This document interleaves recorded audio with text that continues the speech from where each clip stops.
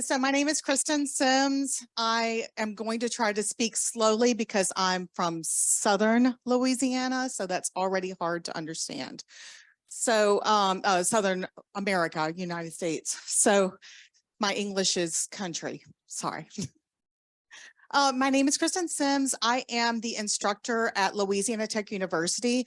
Our programs are based on structured discovery. Are there people in the room who would like for me to give picture descriptions? Just a hand up or a, yeah, okay. So the boy in this picture is using a long white fiberglass cane. He is also wearing a blindfold. We call those learning shades. And so it is learning to use no vision to travel. So learning to use your ears, the information you're picking up from the cane, texture cues and things like that. So he is one of my little guys who is learning. He's approximately 7.5 years old in this picture. And so he's got his cane extended and is walking along a path at his in his school. You can go to the next slide. Oh, I use this. Thank you. I didn't know there was a little remote.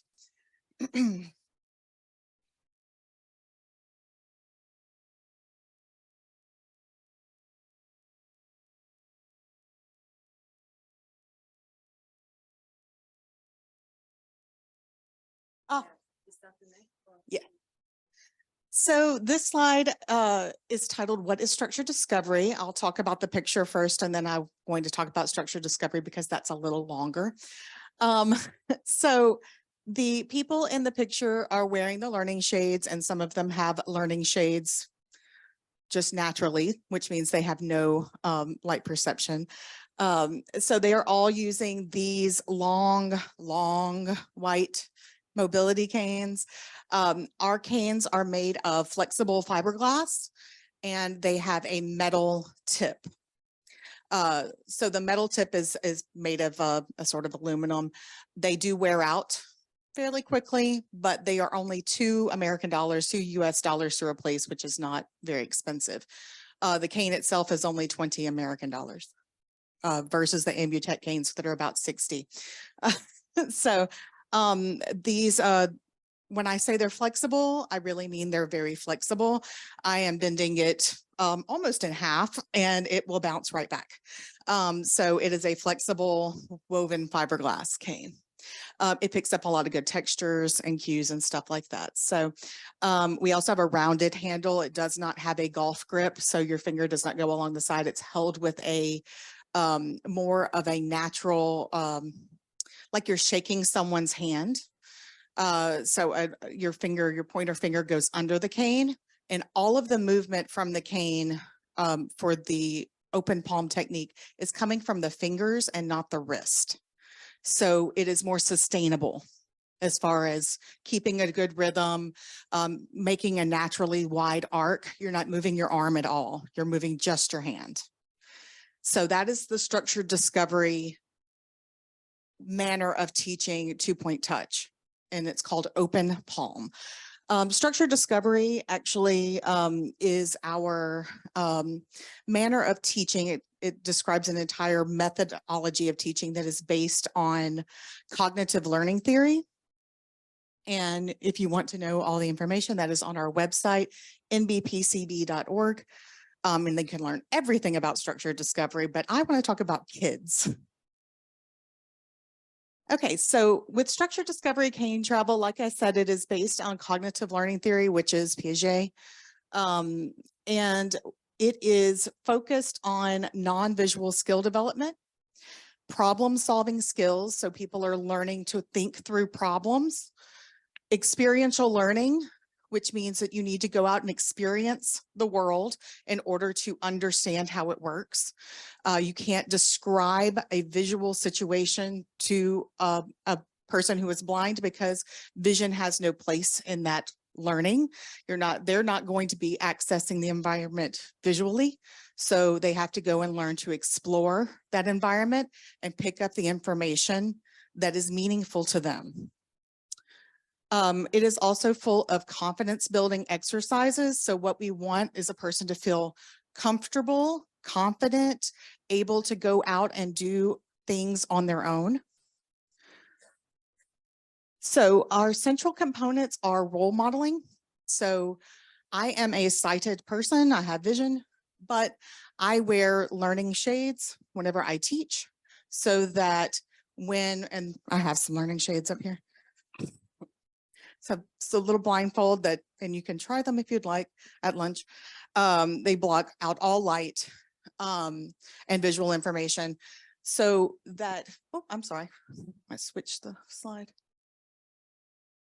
So that way that my students are not relying on my vision or thinking that they are safe because of the vision that I am providing or the safety that I am monitoring them. They are learning that the information that I am teaching them is something that I'm also using. So I'm teaching them to listen because I am also using those listening skills. A lot of our instructors are also blind or visually impaired themselves. They also use learning shades when teaching. So the lady who is on this picture is an instructor and she has on shades. She's got her cane held behind her and she's walking down the stairs as she's teaching a young girl to walk down the stairs going forward. So she's using her cane behind her so she knows where the next step is. And she's got on learning shades and the child has on learning shades and she has the cane in front of her. So she's learning to alternate her feet when walking downstairs. You'll notice that instructor does not have her hand on that child at all. That is a big part of our promotion-based learning is that we don't, we want to keep a child not restricted to us controlling their body. We want them to have independent movement, not passive movements, all based on active movement. We do use intrinsic feedback, which is learning to understand what it is that you're finding. You find it on your own and you understand the meaning behind it. So it's coming from inside instead of me saying good job. You know it was a good job because you accomplished the task. We also use metacognitive. That's just my favorite word to say, which is thinking about thinking. And we do something called a debrief session at the end of our lesson. At the beginning of the lesson, we talk about what the lesson will be. During the lesson, the person is learning and experiencing. So there's very limited verbalization by the instructor. And at the end of the session, the instructor then asks the student what they got from the exercise, what meaning they found, what their experiences were, and then helps them to break those things down so that they can really go back and figure out what it is that they've gotten from that experience, especially if you have someone who'd had a lesson. The route didn't go as planned. So when someone gets into a situation where they needed to think through a problem, it helps with that. The biggest part of our methodology is understanding and acceptance as oneself as being blind. We don't use the term visually impaired with our program. We use the term blind because we consider that to be a much more inclusive term. You are not defining yourself by a limitation. You are defining yourself as a whole person and a person who has certain characteristics, just like I have certain characteristics. So that is, and as we know as O&M instructors, taking a cane on is defining yourself as a blind person. You are saying, I am blind and that's why I need this cane. So it's part of that acceptance journey that keeps people from being so resistant to using a cane. And the cane doesn't get put in a corner when you're not there. So the promotion model is specifically for children in those developmental stages, the very early ages of O&M. It was developed by Joe Cutter. You can look up his information. It's all over Google. it is a bottom up approach versus a top down, which means that we are working from the ground up.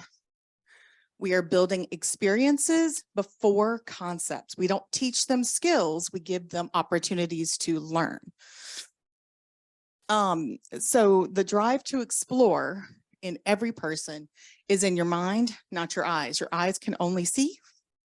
So the reason that you want to move is because your brain is telling you to move. So that's kind of where we go with it, is that it's not the limitations might be based on opportunity, not because a child is not driven to move because they're not using their vision. So they're usually left with a lacking opportunity.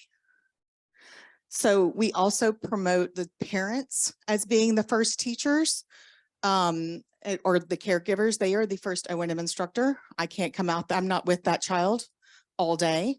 The parent is. So we involve them in the process of learning. They get a teaching cane. They start to learn to teach their child to be independent.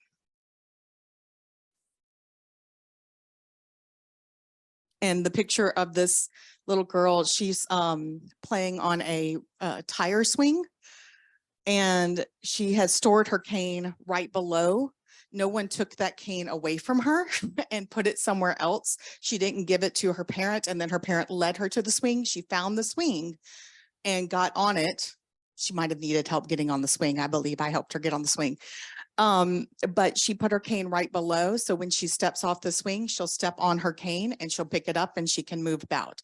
That gives her a lot more agency. She has the ability to go where she wants to, when she wants to. She's not dependent on me to bring her back her cane.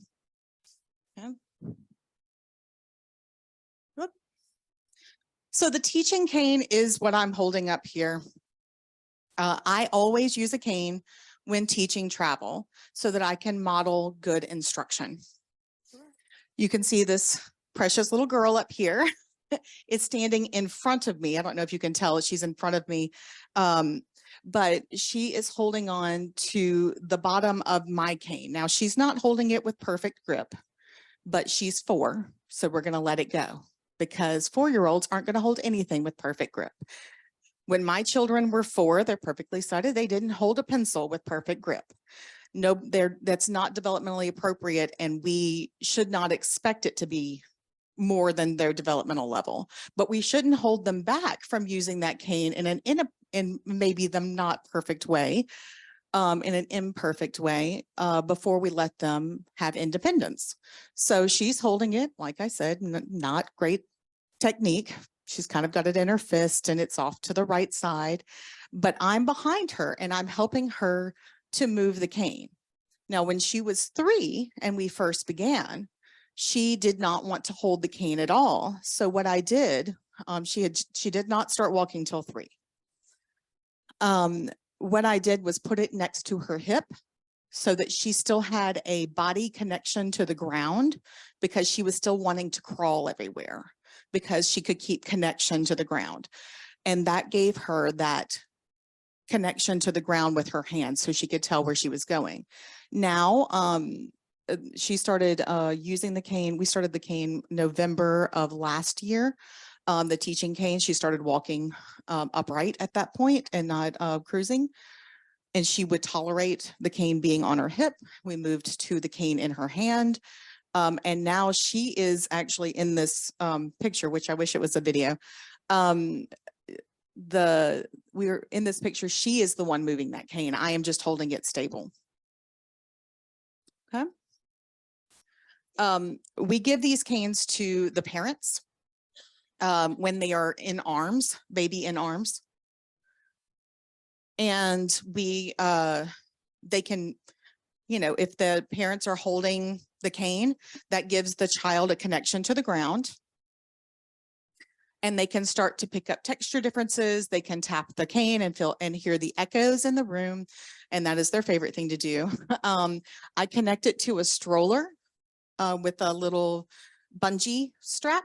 I'll put it on the stroller. The top of this cane is got a bungee cord. It would be a much taller cane for that particular child in a stroller, because we want it to touch the ground and have the handle where they can touch it.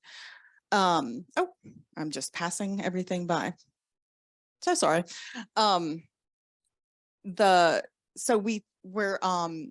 It's very common for kids who are learning to use the cane when they're very young, 24 months or younger, to have the cane in their toy box. What we're really talking about when we talk about a cane is a tool, right? Don't call it a stick. Right? I get on my soapbox all the time. It's not a stick, it's a cane. It's a tool, it has a purpose. We use other tools in early childhood as well. Learning to use a spoon is something that is early cane use. So once we can get children using spoons, they're ready to learn to use tools. So once they've developed that skill, they can start to have a cane. But it should be part of their world as early as you can get them. It's just very important that they are around that sound. That particular little girl did not want to walk until she had something in front of her to where she felt more comfortable moving forward. Otherwise, she wanted to be connected to the wall. This provided her with that recognition that she was not going to fall. So we, as early as possible, push toys, natural things that we're pushing around, just to develop mobility. Once people can get a cause and effect reaction, so once we hit something, then we know it's there, then we error correct. We figure out how to get around it. That is not something that can be directly taught to a child who has limited language because they're young. They don't have the concept of those things. We need to let them figure it out and give them the space and autonomy to do that. The word synchrony is up there. That is how all people develop concept, is you use two senses to make something real. With the absence of vision, you use touch, you might use taste, you might use hearing. So you might use other parts of your body to realize that it's real in different ways. So it's not uncommon for a child who has a cane, who encounters something, to want to throw that cane down and put their hands on it. That's okay. Which is why, having a cane, which can be easily dropped and picked back up, is good. It helps them to develop more concepts and explore. With my adult students, I don't want them to be tourists and feel everything along our path, right? We're like, it's just something in your way, go around it. But with our children, we stop and we find every parking meter. We find everything on the ground to see what it is. So we have those concepts. We realize those things exist in space. At the preschool age, that teaching cane is a student cane. Sometimes around 3 to 4, that child will have their cane and we will still have the teaching cane. So they have two canes, one in each hand. I am modeling, the instructor is modeling the sweeping pattern, the arc of moving back and forth, the 2-point touch. And the child is able to find that rhythm at the same time. We have experience, then explanation. We don't explain the world to the child first. They don't have that concept. We go out and learn the world, especially intersections. When we go to an intersection, and yes, I do teach 5-year-olds intersections. I think that's important. Learning to be accepting and okay with traffic is an important thing. I tell parents who are very nervous about going out with us to do busy intersections, the thing we're not going to walk in front of is the loud thing. Being on a quiet rural street with no traffic, it's very easy to accidentally cross the road, and that can mess with a person's self-confidence. They think, oh, I'll never be able to cross a road because I can't realize where they are. But if it's a heavy traffic pattern, you know where the road is. It's talking to you. It's making noise. So we have these experiences. We go out to intersections. We listen to the way the patterns of the cars are moving. We talk about all the different sounds that we're hearing. The kids always say, what is Miss Kristen's favorite question? What do you think it is? or what does it sound like to you? Or give me all the adjectives. I tell them, give me all the adjectives, everything you hear, everything you're experiencing. I want to know everything, because it doesn't matter what I can hear, because I'm not the traveler, they are. So it matters what they are picking up about the environment. First thing they always say is lawnmower, traffic, things that you would think it would be the texture under their cane, but usually not. It is a bird, which helps me none. But so we do those in the preschool age, and then elementary, we're using cardinal directions a lot as just a matter of course. We switch off right, left positional words, and we move to cardinal directions because those are constant. We also, when doing orientation, so that I don't have to orient them to every single building for the rest of their lives, we start learning to do student directed labeling, which means they're going to come up with the names of the hallways in their school to help them with their orientation. So this is the first grade hallway. This is the second grade hallway. Which direction does it run? I know it's going this direction because it has a whatever on the ceiling, and we have a lot of air conditioners in the South in America. It's very hot there. So that's running almost all year, so people can use that for orientation reasons. But I teach them very early that they should be recognizing those parts of their environment, so that way they are responsible for their own travel. I am not responsible for them getting from class to class, they are. And then they have to learn cane responsibilities. I have 3 rules of cane travel for children. And I always tell the parents when I do a parents meeting that I'm about to teach you everything about O&M in 3 simple steps. The cane goes in front. Step 2, tip has to touch the ground. And step 3, if I am moving, my cane should be moving. That's it. Everything else is experience-based, right? We learn while we explore. We also make sure that they're understanding, because this cane does not fold. It does not bend down. It does bend, but you can't store it like you can a folding cane. So they learn how to store it in different environments. I took this one all the way from the US and had no problem storing it on the plane and in multiple Ubers and lots of different environments, and never lost it. And it is 5.5 feet tall. So it's so they can store it anywhere. We put it under our seats, we put it next to our desk, things like that. We do not park it at the door. It goes where we go, because just like shoes, we keep them with us. Some activities I like to do. These are just little fun things. When we're learning our cane tapping, we tap to a beat, whatever their favorite song is. I like the Muffin Man song, or row, row, row your boat. We say swing, swing, swing our cane. There's a song, we have a Go Noodle, which is like a recess type thing they do in classrooms. And it's never eat soggy waffles, which teaches you the cardinal directions. I change it to never eat soggy waffles, never. North, east, south, west, no, north, so that we go all the way around the clockwise. And then there's a couple of different songs where we, do you have a right hand? Do you have a left hand? Those kinds of things where they're raising their hand and they practice their left and right skills. But the one they hate and love at the same time is the never eat soggy waffle songs. It's very annoying. So you should look that up on YouTube. But it does teach them their cardinal directions in order. So because in school, they teach them north, south, east, west, and that doesn't work for O&M, right? We want never eat soggy waffles, never. Some of the games we do is we walk like a robot. So that's just picking our feet up, marching, keeping them from shuffling. The floor is lava, which teaches texture changes. It teaches them to shoreline against textures. So we say, oh, you can't, the grass is lava, or the whatever is lava. Sometimes we'll put a path in a carpeted room that is a different texture, like tile, and they can stay on that path. They have to stay on that path.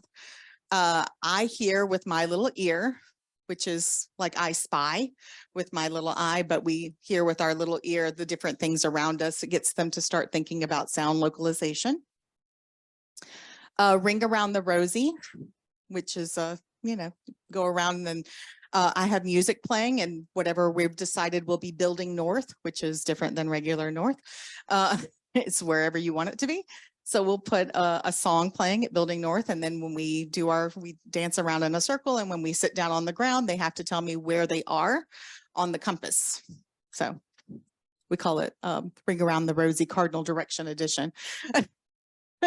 Then we play red light, green light. And in groups of like several students, we have a police officer, a traffic officer who tells them who is listening to canes and says who doesn't stop on red. We also have a purple light, which is a disco party. We dance when you have the purple light, which, but we also include yellow light and things like that, so they can understand traffic patterns and controls. So there's two little girls who are shorelining, and so they're doing they're finding the grass on their right side, and you can tell one of them is wearing learning shades, the other one is not because she's born with hers, and so they're learning to pick up textures to be able to cross. They're actually going to the railroad tracks. They're going to cross the railroad tracks. That was one of their big things, their goals they set for themselves. They wanted to be able to cross the train tracks. So anyway, so they're walking along, and the thing hanging off their necks is they were at a camp, and we put their schedules in Braille, and so they can tell what they go to next. So that's what's on their neck. So there is our information. We're at Louisiana Tech University. That QR code will take you to our website. So if you scan that with your phone, we are called the Professional Development and Research Institute on Blindness. And I think that's all I have.